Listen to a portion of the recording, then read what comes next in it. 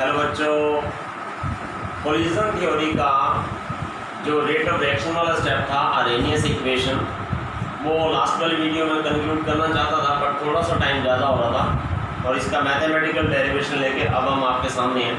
तो collision theory के अंदर आपने देखा दो फैक्टर थे, एक ओरिएंटेशन फैक्टर, एक एनर्जी फैक्टर। एनर्जी फैक्टर के अंदर हमने आपको एक्टिवेशन एनर्जी भी बताई, थ्रेशोल्ड एनर्जी भी बताई। थ्रेशोल्ड एनर्जी होती है जिससे कि मॉलिक्यूल्स आपस में रिएक्ट होते हैं और एक्टिवेशन एनर्जी वो होती है जिससे वो प्रोडक्ट में कन्वर्ट होते हैं। और फिर मैंने आपको इसका बोल्ट्जमैन डिस्ट्रीब्यूशन कर भी बताया कि टेम्परेचर 10 डिग्री राइज करने से प्रोडक्ट जो है डबल और ट्रिपल हो जाते हैं। अब हम करने जा रहे हैं Arrhenius equation. Is it clear? Now come with me for the activation energy.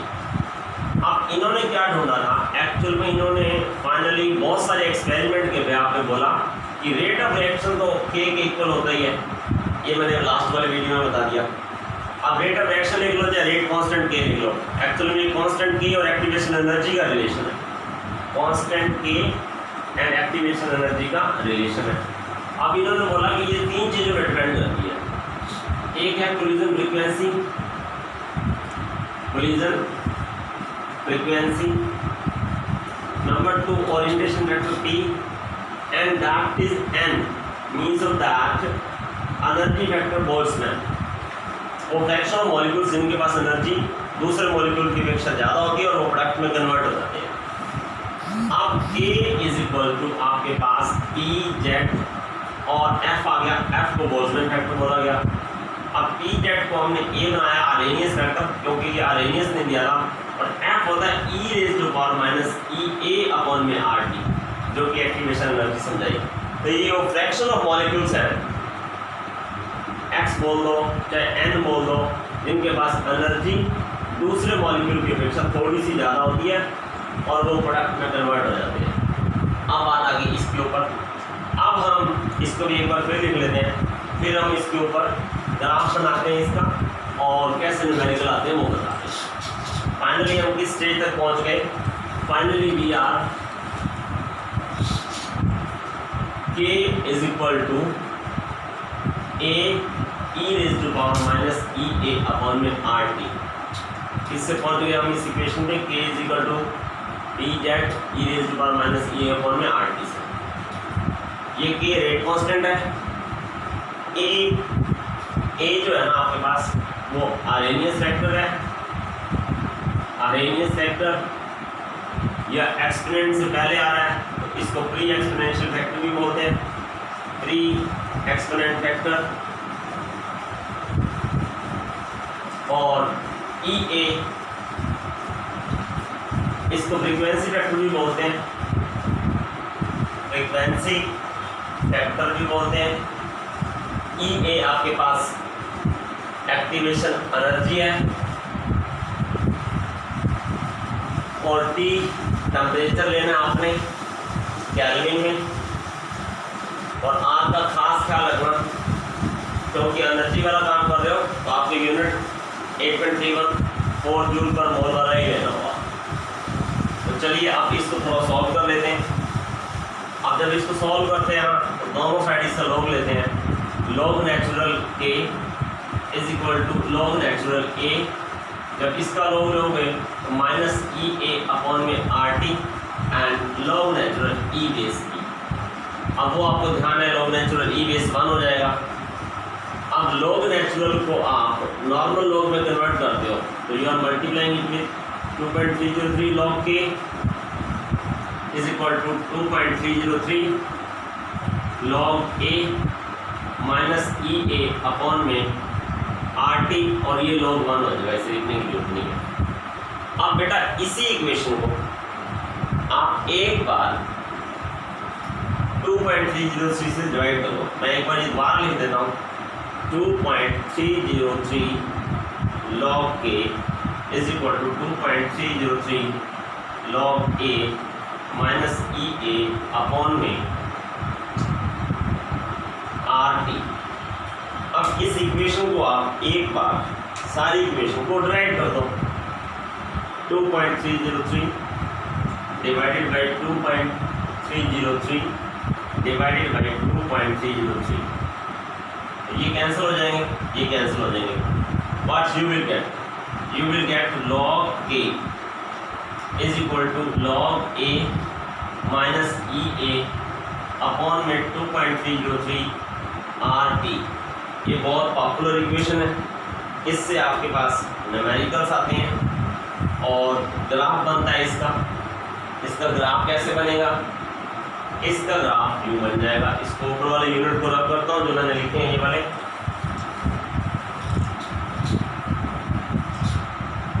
तो आपके पास ये y इज इक्वल टू, इसको भी एक बार और ऐसे लिखें, log k is equal to minus E A upon में 2.303 r into 1/t plus log a। मैं भूल गया, इतनी देर में तो लोग बोल देते हैं कि आप भूल गए। अब देखो ये y equal to mx plus c linear equation, straight line equation को फॉलो करती है। फिर इसका ग्राफ बनेगा, इसका ग्राफ बनेगा तो फिर y axis log k and then we are getting m जो स्लोप आ रही है इसकी वो आ रही है, स्लोप क्या होती है? tan थीटा होती है। और tan थीटा क्या होती है? अब यहाँ पे स्लोप क्या आ रही है इसकी? Minus E A minus E A upon में 2.303 r। ये स्लोप आ रही है, ये 1/t हो गया। और ये इंटरसेप्ट हम लोग ये लेंगे और y एक्सिस पे इसकी जो वैल्यू आएगी that is the log k। तो ये बहुत इंपॉर्टेंट ग्राफ है, पेपर में पूछा जा सकता है।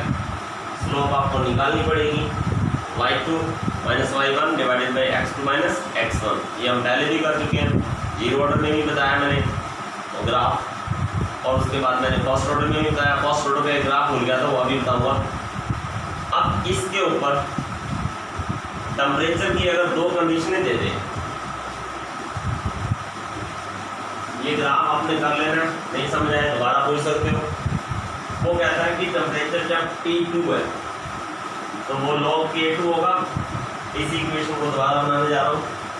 It becomes log K2 is equal to minus E A upon में 2.303 r T2 या T1 ले लो, कोई बात नहीं, और ये log K1 हो जाएगा और प्लस log A।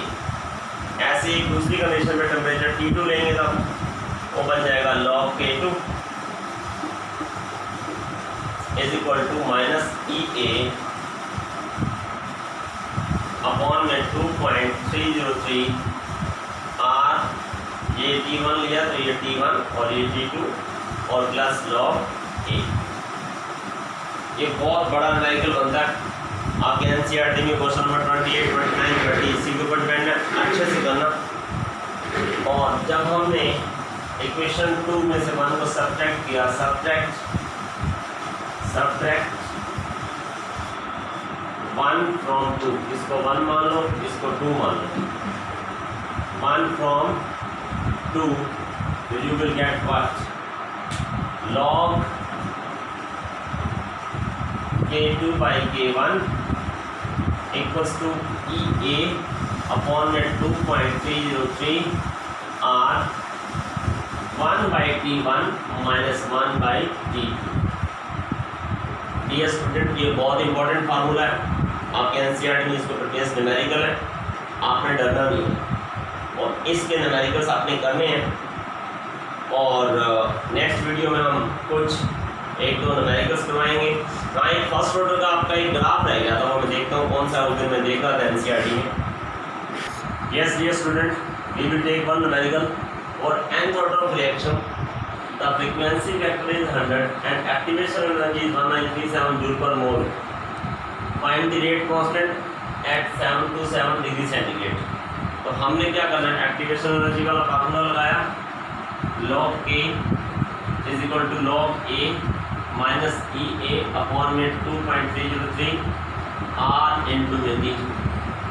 अब आपको इसमें गिवन है फ्रीक्वेंसी वेक्टर ए, ये आपको दिया हुआ है log 100 माइनस एक्टिवेशन एनर्जी आपको गिवन है 1937 डिवाइडेड बाई 2.303 मल्टीप्लाई विद 8.314 और टेम्परेचर आपको देखो 7 to 7 गिवन है, आपने उसको केल्विन में चेंज करना है। 7 to 7 है ना, 7 to 7 प्लस 2 37 1000 केल्विन के पास आ जाएगा मल्टीप्लाई विद 1000 केल्विन। अब आपने ये log k आ गया, अब log k is equal to log 100 को हम लिख सकते हैं 10⁻², log 10⁻² लिख सकते हैं ना, log 10⁻² minus 1937 divided by 2.303 multiply with 8.314 multiply with 1000 kelvin. Unit सामने लिखने हैं, पूरे लिखने हैं। अब 2 log 10 तो ये 1 हो जाएगा, 2 मल्टीप्लाई विद 1 तो 1 हो गया।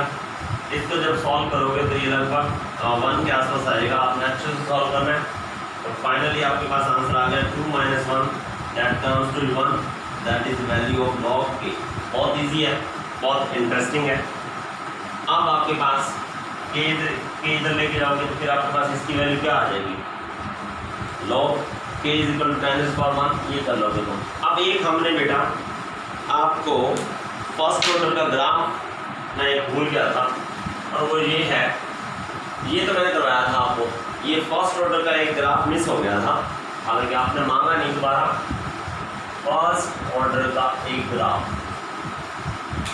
ये log natural a is equal to -kt plus log natural a naught, ये मैंने आपको करवा दिया था। y is equal to mx plus c को फॉलो करता है, ये log नेचुरल a, और यहाँ पे आ जाएगा टेम्परेचर T दिस साइड, और ये माइनस की। अभी देखो log नेचुरल की वैल्यू लिखी हुई है, 2.303 वाली नहीं लिखी हुई है मैंने, नहीं तो स्लॉप में चेंज हो जाएगा। अब इसी को मैंने कन्वर्ट किया, but I am getting that log natural a naught by a kt plus 0, ये y is equal to mx plus c पे जा रहे हैं ना।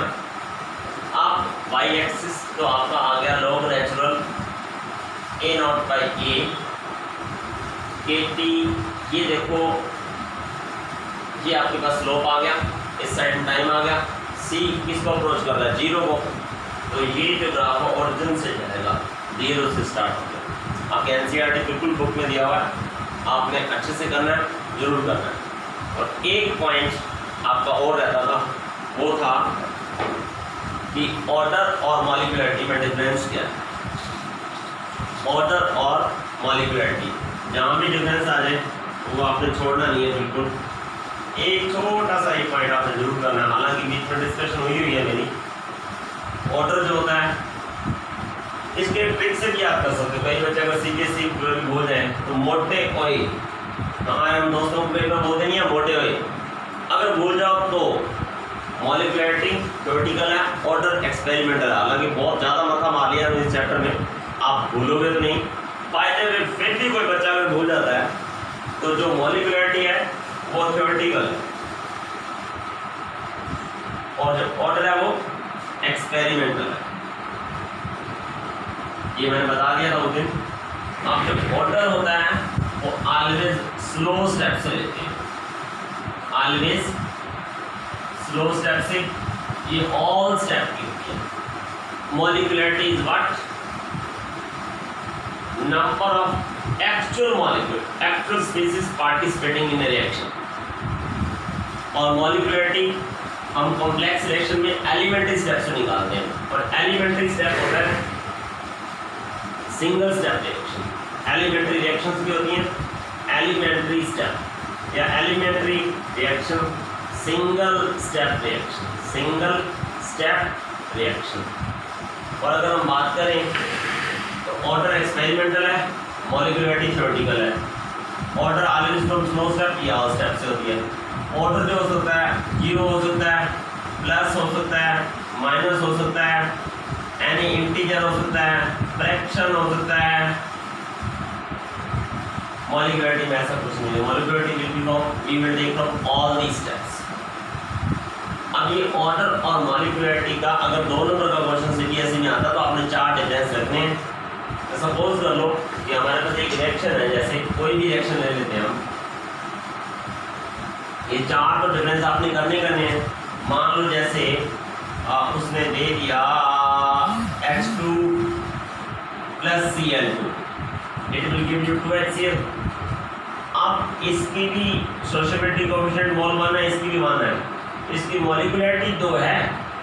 ऑर्डर तो हम एक्सपेरिमेंटली बताएंगे, और ये सब बच्चों को पता है कि H2Cl2 सनलाइट की बैलेंस में रिएक्शन होती है और ये 0 ऑर्डर की रिएक्शन है। विद दिस बेटा आपके केमिकल काइनेटिक्स की थ्योरेटिकल पोर्शन खत्म होता है।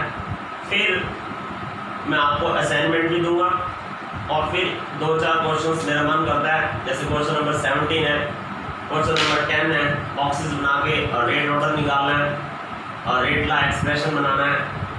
एक फर्स्ट ऑर्डर के अंदर आपके पास एक फार्मूला बनाया था मैंने, फर्स्ट ऑर्डर के अंदर मैंने आपको एक फार्मूला दिया था,